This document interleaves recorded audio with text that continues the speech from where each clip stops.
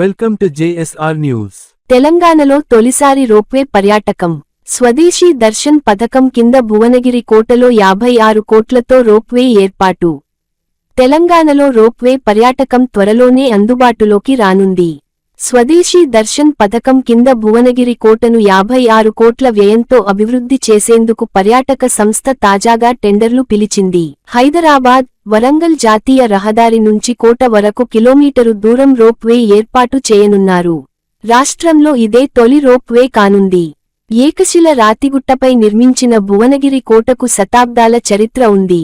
కోటపైకి ropeway ఏర్పాటుతో పాటు కోటపై ఉన్న నీటి కొలను, చారిత్రక కట్టడాల పునరుద్ధరణ, ప్రవేశద్వారం, రోడ్లు, పార్కింగ్ ఏర్పాట్లు చేస్తారు.